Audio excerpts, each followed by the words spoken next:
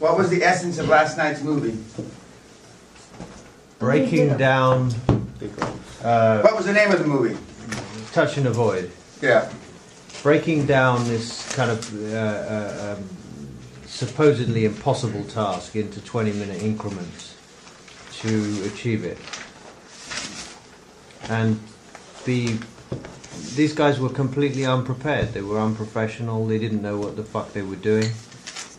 I give you this group. Had no training. I give you this group. They didn't know how to pull people out of a crevasse, which is just basic shit that they should have known how to do. And they didn't. One guy had 2 Prusik loops, which is ridiculous. No climber goes without 5 or 6 or more.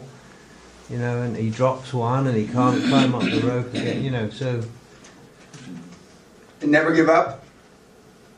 Mm-hmm. The slide we had yesterday where it showed a guy that was almost to the diamonds but gave up too soon. I mean, I've seen in 20 years of doing this now, and before, you know, in the 20 years prior that, before I started coaching, I see a lot of people give up. And they've always got a good reason, though. My 9-year-old daughter got knocked up. My wife left me for a transvestite. There's all kinds of bullshit reasons. Always. It's never just because I'm a weak cunt and somebody had to put a bullet in my fucking head. It's never that. But that's the essence of it. Because bad things happen to good people, decent people, or even mediocre people all the time. And we often wonder, why don't bad things happen to bad people? Well, bad things do happen to bad people, and you know, Hitler, amongst others, got their just rewards, more or less.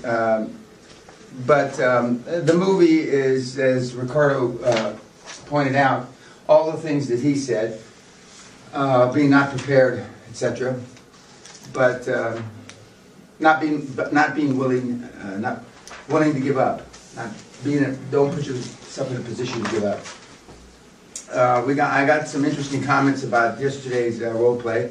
In addition to Marcus has toughened up his skin, and when he plays the banker, he takes it out on the would-be person or persons looking for finance. But the role play is probably as important a part for some of you, not all of you, because some of you are pretty smooth based on experience from over the years. But a majority of the people that come through here don't have that experience in the role play. They just don't. And it shows, and as we get into these and we start slapping the girls around a little, you'll see that they don't have the experience. Because the consideration and the other words, some of the words that have been used to describe what might be deemed as politically correct don't stand up in the real world.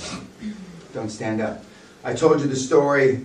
We were in a venture capitalist in the late 90s, and they told my partner, we like the deal, but the kid's got to go. The young woman's got to go. That's how it is. Get the young bitch out. And in New York, it's Fast and Furious. Like there's a couple movies called Fast and Furious about race car drivers in prisons or something, I don't know. And that's the way it is. Now the British are a little more polite. The Dutch are kind of polite. I've never been to a venture capitalist in Romania, so I don't know. But in Russia and the other places, they're not that polite. In South America, they're kind of polite. But in New York City, it's just a number. It's a numbers game. They just want to roll you in and roll you out and get to a project that they feel that they can commit to. Silicon Valley is, because it's so competitive now and there's so many venture capital people up there, it's used to be, the farm, which is what they call Stanford University, because it was built on a farm many, about 100 years ago, is more a revolving wheel. It's like a merry-go-round now. They want you in and they want you out as quickly as possible. And but the role play is going to be something that that you can benefit greatly and put it into practice. And it's not just a role play looking for money, it's a role play looking for your dream team, your accountants, your lawyers, your chairman, your anchor chairman, so to speak. Over the years, we've had some pretty slick guys and gals that, based on their experience, we've had a couple of actors that have gone through the program. We had a Dutch actor many years ago who was slick. He was slick as baby shit because all he did is tuned in. I'm just acting this out. But for those of you, we have a couple of bad actors in here. I don't know how that translates, but it's really going to be important.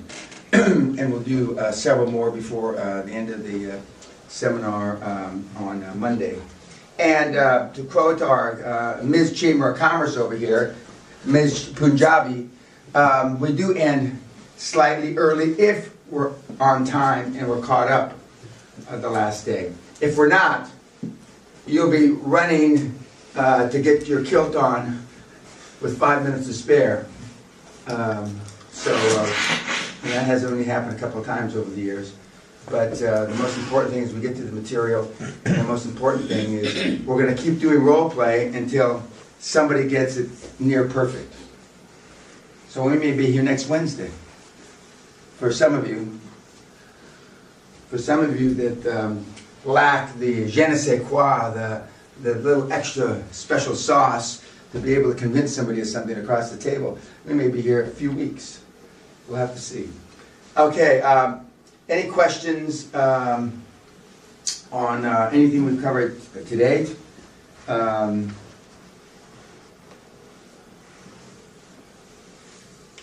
Marcus told me last night that our lawyer said, pretty much our good lawyer, agreed to what we wanted him to do. And it's an interesting situation. I've alluded to it on and off since we've been going here.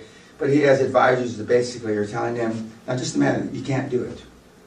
You know, when you have a kid, oh, you can do it, you can get straight A's, oh, you can win the race, you can do this, you can do that. Well, his are, you can't do it, you're fucking stupid, why are you doing this? Because it's so far out of their comfort zone that, and they also know that if he does it, or when he does it, that he will be lost as a client.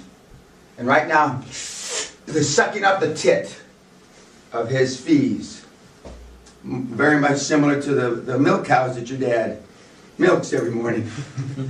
And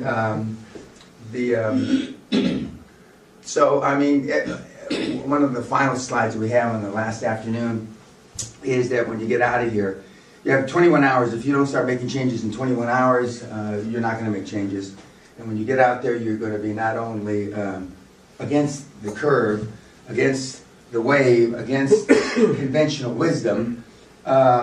People are going to have disdain for you. People are going to think that something's not right with you because you're going against everything that they've been taught all their lives.